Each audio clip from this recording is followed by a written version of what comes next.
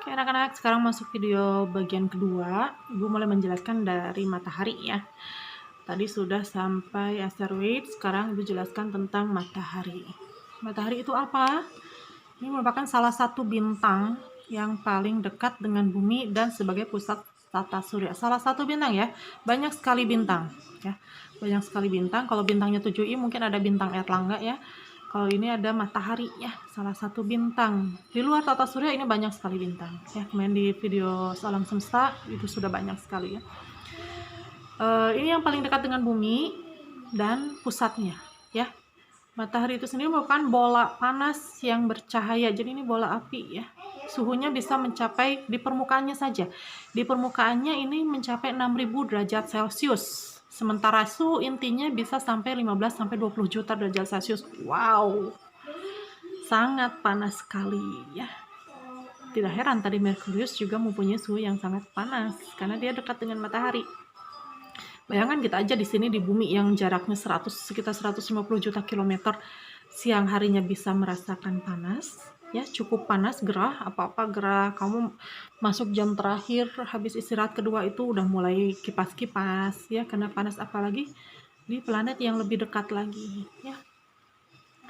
Nah, gaya gravitasi, matahari punya gravitasi? Punya, ya. Gaya gravitasi matahari ini menyebabkan benda-benda langit lainnya bergerak mengelilingi matahari. Jadi seperti misalnya kamu memutarkan bola atau benda yang diikat oleh tali lalu diputar-putar ya, tetap pada garis edarnya. Nah, seperti itulah gravitasi pada matahari. Kalau tidak ada gravitasi matahari, mungkin kita akan terlepas ya. Kita akan terlepas seperti benda yang tadi diikat talinya putus, itu akan terlempar kemana aja ya. Bisakah itu terjadi? Wallahu alam, mungkin suatu saat akan terjadi ya. Ini matahari, jadi bola panas yang bercahaya yang suhunya di permukaannya saja itu mencapai 6000 derajat Celcius dan intinya bisa mencapai 15 juta derajat Celcius ya. Oke, matahari sebagai bintang. Matahari sebagai bintang ini merupakan salah satu bintang. Ini bintang di dalam galaksi Bima Sakti atau Milky Way kalau bahasa Inggrisnya ya, galaksi Bima Sakti ya yang kita tempati ini. Bintang yang paling dekat dengan bumi, jaraknya sekitar 150 juta kilometer, diameternya ini nih, 1.390.000 kilometer. Kalau bumi tadi berapa? Sekitar 12.000 kilometer ya. Ini diameter matahari 1.390.000 kilometer dan masanya 332.800 kali massa bumi. Wow, besar sekali ya. Matahari berputar pada porosnya. Matahari berputar? Iya, dia juga berputar. Ya, dia juga berputar, hanya tidak kita lihat perputarannya. Atau jangankan melihat perputaran, kita melihat matahari aja udah seret ya. Ini matahari berputar pada porosnya dengan periode rotasi 24,9 hari di ekuator dan 31 hari di kutub. Ada. Ya. Energi matahari, karena dia merupakan bola gas yang berpijar, hasil dari reaksi fusi inti hidrogen. Reaksi fusi itu apa? Reaksi penggabungan inti hidrogen. Kalau kamu pernah mendengar bom atom Hiroshima, itu adalah bom atom. Ya, ledakannya kamu tahu sendiri sedahsyat apa. Nah, ada yang lebih berbahaya, lebih dahsyat lagi dari bom atom. Itu adalah bom atom hidrogen. Ya. Bom hidrogen itu lebih dahsyat daripada bom atom Hiroshima Nagasaki. Nah, bayangkan ini inti hidrogen bergabung. Ya, inti hidrogen bergabung. Fusi itu penggabungan, dia menghasilkan energi yang sangat besar. Ketika reaksi fusi inti hidrogen, dia akan membentuk inti helium, ya. Nah, ini yang akan menghasilkan energi yang sangat besar, ya, yang sangat besar. Susunannya ini ada itu apa? Hidrogen, 76%-nya hidrogen. Bayangkan satu atom hidrogen saja bisa membuat bom yang lebih dahsyat dari atom Hiroshima. Ini ada 76% hidrogen, ya. Maka energinya sangat besar sekali. Helium 22%, sementara oksigen dengan gas lainnya itu hanya 2% saja. Jadi yang paling banyaknya karena memang bahan bakarnya adalah hidrogen, ya, bahan bakarnya adalah hidrogen. Ini paling banyak hidrogennya. Matahari memancarkan energi dalam bentuk gelombang elektromagnetik. Nanti kamu pelajari gelombang di kelas 8 ya. Yaitu ada gelombang cahaya tampak, sinar X. Sinar X mungkin pernah mendengar ya. Sinar gamma, sinar ultraviolet, ini yang paling sering. Sinar inframerah dan gelombang mikro ya. Ini nanti gelombang nanti di kelas 8. Itu energi matahari. Lapisan matahari, ada berapa lapis sih matahari? Ratusan, lebih. Enggak sih, enggak banyak juga. Di antaranya ada inti matahari, paling dalam ini ada inti matahari, di sini ada core. Tuh, core itu inti. Inti matahari bagian yang paling dalam dari matahari, dan ini tempat terjadinya reaksi fusi tadi. Jadi pabriknya bahan bakar matahari itu adalah di bagian inti. Suhunya bisa mencapai 15 juta. Tadi 15 sampai 20 juta derajat Celcius ya. Itu inti matahari. Di luar inti matahari ada lapisan fotosfer ya. Foto cahaya, sfer lapisan, maka ini disebut juga sebagai lapisan cahaya karena di lapisan inilah dia mengeluarkan cahaya yang dapat dilihat sehari-hari. Nah, yang kita lihat itu adalah cahaya dari lapisan fotosfer. Cahaya matahari yang kita lihat setiap hari itu adalah lapisan cahaya yang dikeluarkan oleh lapisan fotosfer. Tebalnya 500 km. Tebal sekali.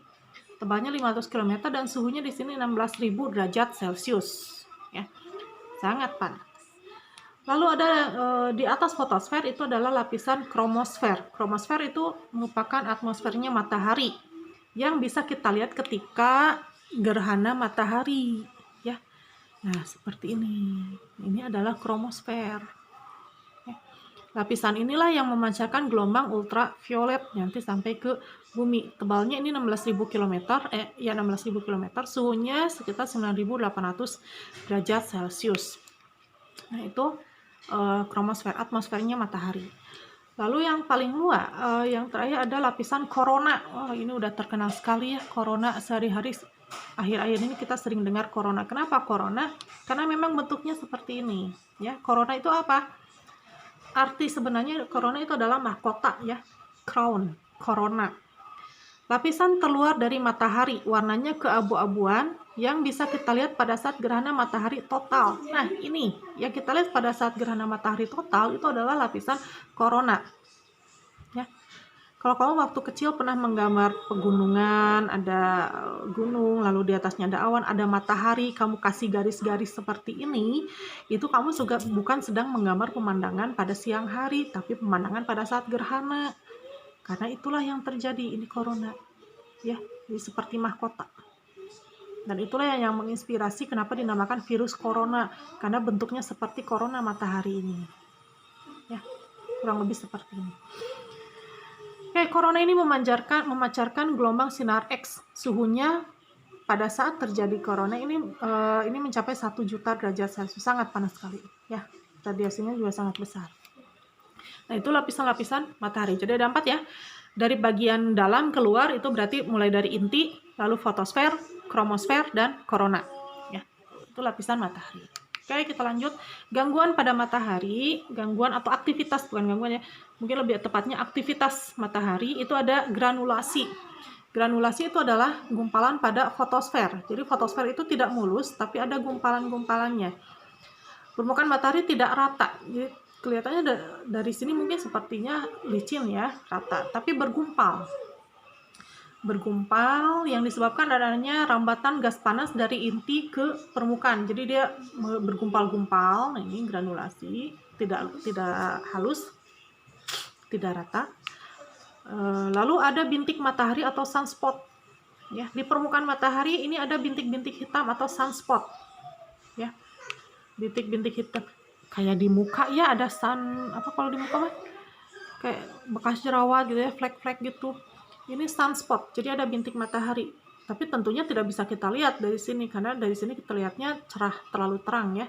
Kalau diteliti ini ada sunspotnya. Ini terjadi karena suhu di daerah tersebut lebih rendah dibandingkan suhu di sekitarnya, ya, sehingga terlihatnya lebih gelap. Sunspot ini meskipun dinamakan bintik atau titik, ini besar sekali. Diameternya bisa sampai 800 sampai 800.000 km. Oh, besar sekali. ya. Ini bintik-bintik hitam. Tenang aja, matahari aja punya bintik. Ya wajar kalau wajah kamu juga ada bintiknya ya. Nyantai aja, ya tenang. Bintik hitam. Lalu ada lidah api atau prominensa, ya. Lidah api, kalau lidah biasanya menjulur. Nah, ini lidah api juga menjulur keluar dari permukaan matahari. Namanya prominensa atau protuberan, ya.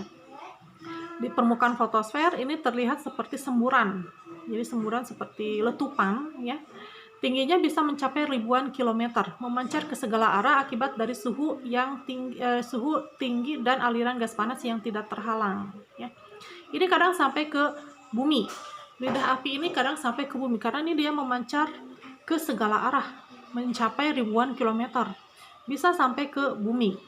Ketika nyampe ke bumi, sampai ke atmosfer bumi, dia berinteraksi dengan partikel bermuatan dari medan magnet bumi sehingga menimbulkan efek cahaya seperti yang kita kenal dengan sebutan aurora, ya. Biasanya terjadinya di kutub, kan di kutub bumi itu pusat dari keluarnya medan magnet bumi. Ketika kena lidah api, maka dia akan bereaksi, ya, menimbulkan efek cahaya yang kita kenal dengan aurora. Di kutub utara dan kutub selatan ada, ya. Di utara kita sebut aurora borealis. Borealis itu di selatan, ya. Aurora borealis di utara, kutub utara, aurora australis di kutub selatan. Yang terakhir ada letupan atau flare. Nah, tidak seperti lidah api itu menjulur keluar. Kalau letupan ini letupan gas, jadi kayak ngagolak mungkin, ya. Letupan di atas permukaan matahari yang bisa menyebabkan gangguan sistem komunikasi radio, ya. Letupan gas ini bermuatan listrik. Gas-gasnya bermuatan listrik, jadi keluar. Dia bisa mengganggu sistem komunikasi radio. Itu beberapa aktivitas pada matahari, ya. Oke, kita lanjut ke planet kita. Kembali ke planet bumi. Tadi sudah dijelaskan sedikit, ya. Ini garis lintang, ada garis lintang di IPS sudah dipelajari, ya. Ada garis lintang utara dan selatan, di tengahnya ada garis ekuator atau khatulistiwa, dan negara kita terlewati oleh garis khatulistiwa, ya. Ada garis lintang, ada garis bujur. Garis bujur memujur dari kutub utara ke kutub selatan, dari atas ke bawah. 0 derajat, garis bujur 0 derajat itu ada di kota Greenwich. Makanya kalau kamu ngeset handphone, biasanya ada waktu GMT, ya. GMT itu singkatan dari Greenwich Mean Time, Greenwich, Inggris. Jadi didasarkan pada garis 0 derajat, garis bujur 0 derajat. Sementara garis lintang 0 derajat pada khatulistiwa, ya. Kemiringan sumbunya 23,5 derajat. Jadi ini dia berputarnya tidak tegak lurus, tidak tegak, tapi agak miring, ya. Miring ke kanan, miring ke kiri, seperti gangsing, ya, gangsing. Suhunya antara negatif 89 sampai 57 derajat Celcius, ya. Tapi nggak nyampe negatif 89 juga. Oke, rotasi bumi itu perputaran bumi pada porosnya. Perputaran bumi pada porosnya, geraknya dari barat ke timur, atau dia berlawanan, ya. Dari barat ke timur, dia berlawanan dengan arah jarum jam, ya. Dengan arah jarum jam, sehingga matahari terlihat seolah-olah terbit dari timur ke barat. Kala rotasinya 23 jam 56 menit 4 detik atau satu harinya sekitar ini. Dan kadang kita bulatkan menjadi 24 jam, padahal tepatnya sekitar ini, ya. Akibatnya, ketika terjadi rotasi bumi, akibatnya yang pertama terjadinya siang dan malam. Bagian bumi yang terkena sinar matahari itu mengalami siang hari, dan yang tidak terkena sinar matahari mengalami malam hari, ya.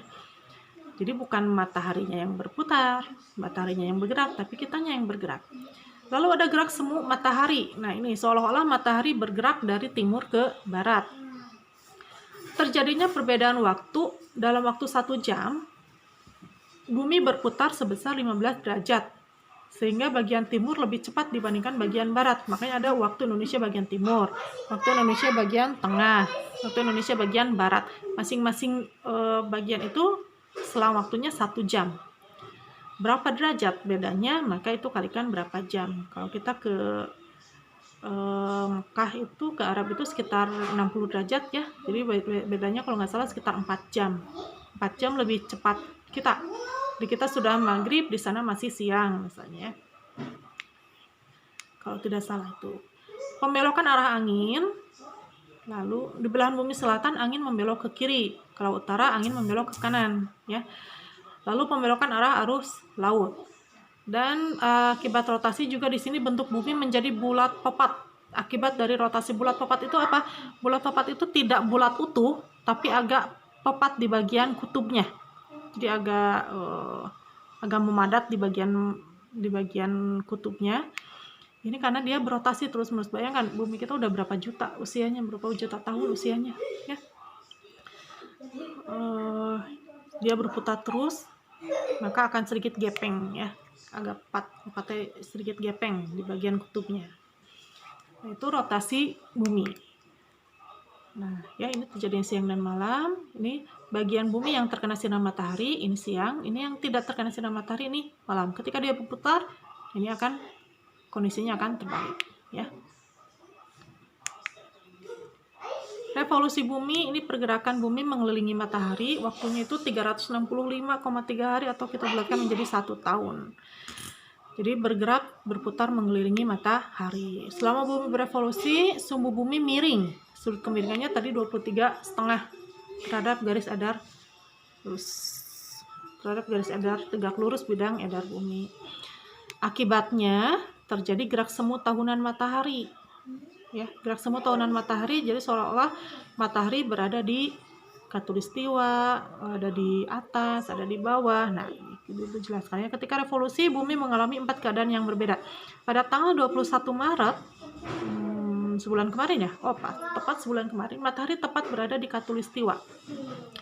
Tepat berada di atas khatulistiwa, sehingga ketika tanggal ini, biasanya bayangan benda pada saat siang hari itu tidak ada, karena matahari tepat berada di atas kita. Ya, jadi pas jam 12 siang itu biasanya tidak terlihat bayangannya. Pada tanggal 21 Juni, 2 bulan yang akan datang, matahari berada pada garis 23,5 derajat lintang utara ke atas. Seolah-olah matahari bergerak ke atas.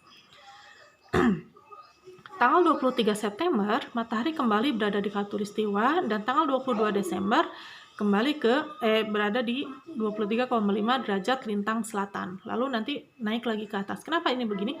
Karena tadi bumi berevolusi dengan sumbu miring. Jadi seperti gangsing, dia miring ke kanan, miring ke kiri, ya.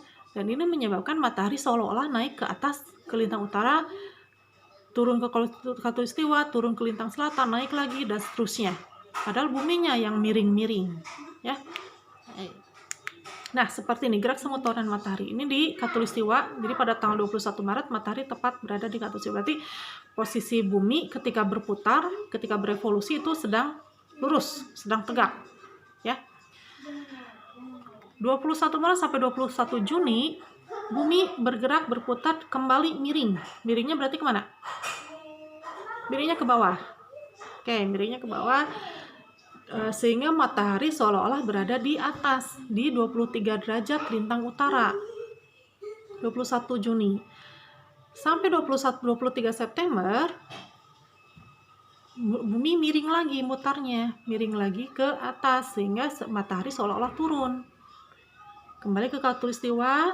22 Desember dia turun ke lintang selatan, kembali lagi 21 Maret ini kembali lagi di khatulistiwa. Jadi gerak semu tahunan matahari. Semu itu palsu ya. Semu itu palsu. Jadi seolah-olah matahari yang bergerak ke atas, ke bawah, padahal buminya yang bergerak, miring ke atas, miring ke bawah gitu ya. Nah, pada saat 21 Maret, 23 September, 21 Maret lagi, posisi bumi berputar, berarti dia sedang dalam keadaan tegak, lurus ya. Nah, akibat lainnya revolusi terjadi perbedaan lamanya siang dan malam karena gerak semu tahunan matahari tadi. Lamanya siang dan malam. kadang ada yang negara yang siangnya sebentar, malamnya lama. Ada juga yang siangnya lama, malamnya sebentar. Kalau yang di negara yang di Khatulistiwa mungkin tidak ada masalah ya. Lamanya siang dan malamnya sama. Tapi kalau di negara lintang utara dan lintang selatan, nah pada saat ada di lintang utara, ini siangnya lebih lama. Ya, ini siangnya lebih lama. Malamnya sebentar. Yang di lintang selatan, ketika matahari di atas, siangnya lebih sebentar, malamnya lama. Nah itu. Mungkin kamu pernah mendengar cerita saudara-saudara kita yang muslim di luar negeri itu puasa kadang bisa mencapai siangnya itu bisa 18 jam. Ya, bisa 18 jam. Ada juga yang pas puasanya hanya 8 jam saja. Ada karena ini pengaruh ini. Ya.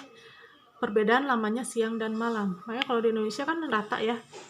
Rata-rata 12 jam siang, 12 jam malam. Kalau ketika saudara kamu yang di luar negeri itu oke, coba besok ya. Besok puasa kita bulan apa sih? April, Mei ya. April, Mei berarti matahari sedang di atas. Nah, negara-negara yang terletak di bagian lintang utara itu akan mengalami musim panas yang mana siangnya lebih lama daripada malamnya. Otomatis saudara-saudara kita yang berada di luar negeri yang di atas yang di lintang utara ini akan mengalami bulan puasa yang lama. Bukan harinya yang lama, tapi siangnya lama. Jadi bukanya, kita mau udah buka 12 jam, mereka masih berpuasa. Ya. Sementara saudara-saudara kita yang di bagian bawah Khatulistiwa, seperti misalnya di daerah Australia, ini dia malamnya yang lama. Jadi puasanya sebentar, paling hanya 8-10 jam. Wah, enak atuh Bu. Ya, makanya kita di sini harus bersyukur, ya. Kita harus bersyukur hanya sekitar 12 jam puasanya. Saudara kita yang di atas ini, yang di lintang utara ini puasanya lebih lama. Ya. Oke. Ya. Selain perbedaan lamanya siang dan malam, terjadi juga pergantian musim. Nah, ya, musim. Sebentar Ibu tolong dulu. Oh, ini ada. Musim kalau di Khatulistiwa kita hanya punya 2 musim ya, musim kemarau dan musim hijau, bukan musim panas ya, beda. Musim panas dengan musim kemarau beda. Musim kemarau dengan musim hujan saja. Di negara yang lintang utara dengan lintang selatan dengan kemiringan ini, dia punya 4 musim. Ada musim semi, ada musim panas, ada musim gugur dan musim dingin, ya. Lalu pengaruh selanjutnya adanya terlihat rasi bintang yang berbeda, ya. Rasi bintang itu juga termasuk pengaruh revolusi bumi. Ya, karena apa? Kita bergerak mengelilingi matahari, otomatis pemandangan yang kita lihat setiap hari juga akan berbeda. Pemandangan langitnya juga akan berbeda. Ya. Nah, ini salah satu pengaruh revolusi. Apa tadi pergantian musim tadi ya? Coba pada saat 21 Maret ini ada di Khatulistiwa ya. Belahan bumi utara awal musim semi, malam dan panjangnya sama dengan siang. Belahan musim bumi selatan awal musim gugur. Bentar. Lebih enak yang mana ya? Ini aja. Kembali lagi ke sini. Ya. Dari 21 Maret ke 21 Juni ini adalah di bagian di bagian utara ini adalah awal musim panas, awal musim panas ya. Ya, awal musim panas.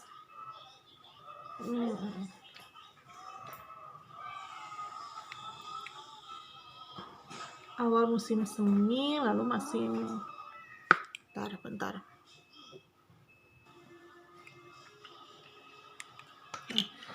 Dari 21 Maret ke 21 Juni ini awal musim semi di negara di lintang utara. Awal musim semi di utara, di selatan awal musim gugur. Ya, awal musim gugur. 21 Juni itu awal musim panas di utara, 22 Desember awal musim dingin di selatan. Pada 21 Juni di utara itu musim panas, di selatan musim dingin. ya. Jadi kalau mau liburan musim panas itu di lintang utara itu panas, tapi kalau mau dingin ke selatan bulan Juni. Juni liburan sekolah, pengen yang panas-panas berarti ke utara. Kalau mau yang dingin ke selatan ya. Pada 3 September ini awal musim gugur di utara dan awal musim semi di selatan. Jadi kebalikannya ya. Lalu 22 Desember, nah 22 Desember di selatan itu musim panas, di utara musim dingin. Ya, bulan Desember itu biasanya identik dengan salju ya. Salju itu tapi terjadi di negara-negara lintang utara saja. Di Australia bulan Desember nggak ada salju karena di situ musim panas. Ya 21 Maret ini kembali ke sini, di atas musim semi, di bawah musim gugur ya. Jadi urutannya itu dari semi lalu ke musim panas, dari musim panas ke musim gugur, dari musim gugur ke musim dingin. Semi, panas, gugur, dingin. Tuh, urutannya. Nah, ya. Kamu lihat nanti ya. Pada saat musim panas, siangnya lebih lama daripada malam. Dan saat musim dingin, malamnya lebih lama daripada siang hari.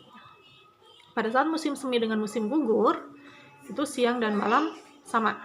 Ya, panjangnya siang dengan panjangnya malam itu sama, lamanya sama. Ya. Yang panas siangnya lebih lama, kalau musim dingin malamnya yang lebih lama. Oke, lanjut ke bulan. Bulan tadi satelit bumi ya, dia tidak memancarkan cahaya sendiri. Lalu dari mana cahaya bulan? Itu adalah hasil pantulan dari sinar matahari yang mengenai permukaan bulan. Permukaan bulan ini sangat gersang dan berkawah. Itu terjadi karena tumbukan dengan benda langit lainnya. Tumbukan dengan benda langit lainnya sehingga dia jadi tidak rata ya. Ada bekas-bekas tumbukannya, ada kawah-kawahnya. Bulan tidak punya atmosfer. Pada siang hari suhunya bisa mencapai 110 derajat Celcius dan malam harinya bisa mencapai negatif 173 derajat Celcius. Diameternya sekitar 2476 km. Kecil ya. Gerakan bulan tadi sama seperti satelit yang lain, udah Bu jelaskan ada 3. Itu berputar pada porosnya atau rotasi bulan, lamanya 29,5 hari atau kita kenal dengan hari Hijriah. 1 bulan Hijriah itu sekitar 29 sampai 30 hari ya. Revolusi mengelilingi bumi lamanya juga sama 29,5 hari. Jadi periode rotasi dengan periode revolusinya sama. Lalu bersama-sama dengan bumi mengelilingi matahari. Selama mengelilingi matahari, bulan mengelilingi bumi sebanyak 12 kali. Jadi sambil dia berevolusi mengelilingi matahari, dia berputar mengelilingi bumi. Setahunnya itu ada 12 kali dia berputarnya. Makanya kita kenal ada 12 bulan, baik 12 bulan Masehi maupun 12 bulan Hijriah. Waktu yang diperlukan bulan untuk mengelilingi bumi satu kalinya itu disebut bulan Komariah. Ya. Bulan Komariah. Kalau waktu yang diperlukan bulan untuk mengelilingi bumi sambil mengelilingi matahari itu disebut tahun Komariah. Komar itu artinya bulan. Komariah ya. Jadi atau kita kenal dengan sebutan tahun Hijriah ya. Ini hanya 354 hari. Karena satu bulannya ini 29. Kalau tahun Masehi kan 30 dan 31. Kalau ini hanya 29 dan 30. Nah, ini jadi satu tahunnya 354 hari. Kalau tahun Masehi 365 hari ya. Beda 11 hari. Nah, kalau misalnya ingin melihat lebaran bulan Hijriah tahun berikutnya, tinggal dikurangi 11 hari dari tahun yang sekarang. Misalkan sekarang lebaran tanggal berapa kan? Tanggal 26. 24. Misalkan lebaran tahun ini 24 Mei ya. Lebaran tahun ini 24 Mei. Kalau ingin tahu lebaran tahun depan, 24 Mei aja kurangi 11 hari. Nanti tanggal berapa jatuhnya. Karena ini perbedaannya 11 hari ya. Itu bulan.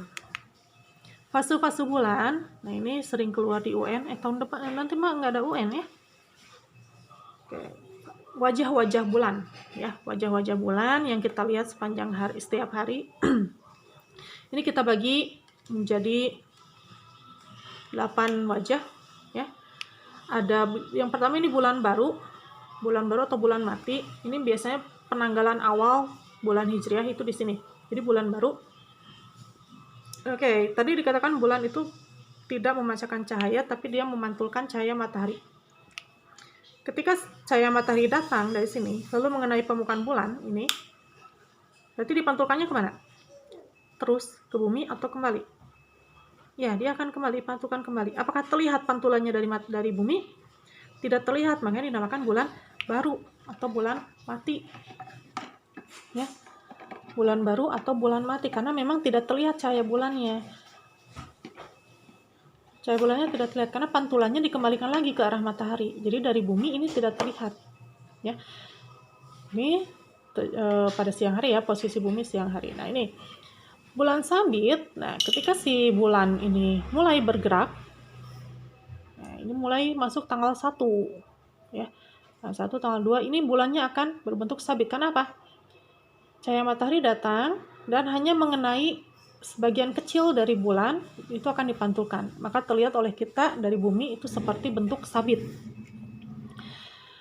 Fase kuartil awal, nah fase kuartil awal ini setengah bagian bulan, ini cahaya matahari nyampe ke sini. Dan setengah bagian bulan itu akan terlihat oleh kita. Ya, setengah bagian bulan akan terlihat oleh kita. Ini kuartil awal. Bulan 3/4 bagian bulan yang akan terkena sinar matahari dan akan memantulkan ke bumi. Lalu yang 4/5 ini bulan purnama. Ini pada saat posisi bulan oposisi. Bulan purnama, sinar matahari dipantulkan seluruhnya ke arah bumi sehingga kita bisa melihat bentuk bulan utuh, ya, bentuk bulan utuh. Ini kembali bulan 3/4, semakin setelah utuh dia kembali mengecil, lalu kuartil akhir setengahnya, lalu bulan sabit akhir, dia bentuk sabit makin mengecil lagi dan kembali ke bentuk yang kembali ke posisi konjungsi ke bulan berikutnya. Ini bulan baru berikutnya kembali tidak terlihat. Jadi semakin dari sini posisinya semakin dari tidak ada, dari tidak terlihat, kecil, membesar sampai utuh. Nanti mulai mengecil lagi, mengecil sampai kembali tidak terlihat. Ini 1 bulannya. Ya, 1 bulannya. Ini fase-fase bulan, ya. Nah, ini masih berhubungan dengan bulan, itu terjadinya gerhana dan pasang surut air laut.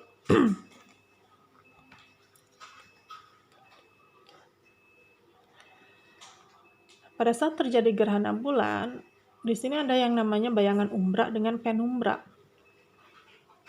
Nah, gerhana bulan terjadi pada saat peristiwa terhalangnya sinar matahari menuju bulan karena tertutup oleh bumi. Jadi posisinya matahari, bumi, dan bulan. Bumi ada di tengah. Posisi bumi menghalangi sinar matahari untuk sampai ke bulan.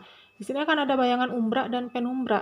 Bayangan umbra ini bulan berada dalam bayangan bumi, tidak menerima cahaya matahari. Nah, di sini ya. Jadi yang tinggal di daerah ini akan melihat gerhana bulan. Ya. Dia akan melihat gerhana bulan karena bulannya terhalang oleh bumi. Berarti apa yang menghalangi, apa yang kita lihat pada saat gerhana bulan? Ada bayangan hitam yang masuk ke bulan, itu adalah bayangan bumi, ya, bayangan bumi. Oke, itu gerhana bulan, posisi bumi di tengah-tengah menutupi cahaya matahari. Gerhana bumi, siapa yang di tengah?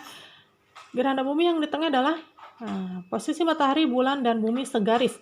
Yang menghalangi cahaya matahari adalah bulan, ya, terhalang oleh bulan. Jadi sinar matahari yang jatuh ke permukaan bumi terhalang oleh bulan. Ketika terjadi gerhana matahari, bayangan hitam yang menutupi matahari itu adalah bulan yang masuk ke daerah umbra matahari. Ya.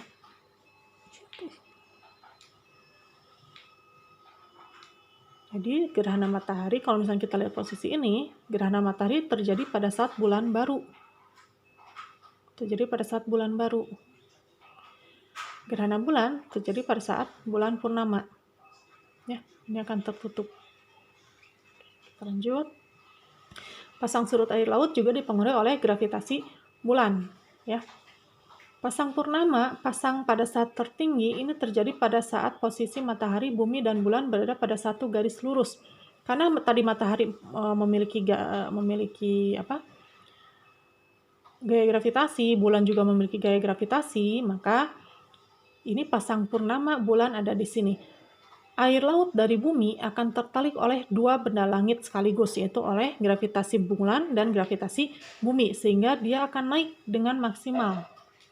Ya, dia akan naik dengan maksimal, tertarik dengan sangat kuat. Sementara pasang perbani ini adalah pasang terendah, yaitu ketika posisi matahari, bumi, dan bulan membentuk sudut 90 derajat, yaitu di sini. Atas ini atau bawah ini. Ya, membentuk sudut matahari, bumi, bulan. Sehingga gaya gravitasinya akan saling melemahkan, maka pasangnya akan rendah, ya. Pasangnya akan rendah. Jadi pasang surut air laut itu dipengaruhi oleh gravitasi bulan dan matahari juga. Oke.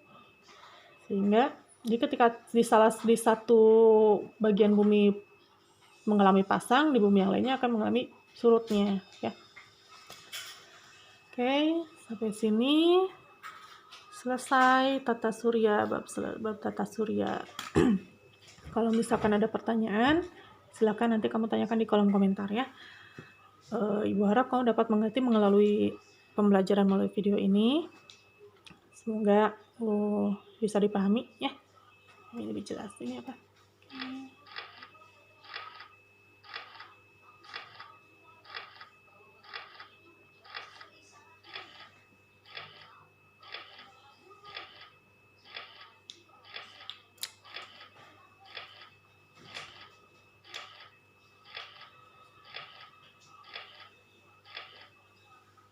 Oke, karena ini bab terakhir, jadi tidak ada lagi pembelajaran materi yang akan Ibu jelaskan, maka sampai jumpa di pembelajaran di kelas 8. Oke, terima kasih atas perhatiannya. Assalamualaikum warahmatullahi wabarakatuh.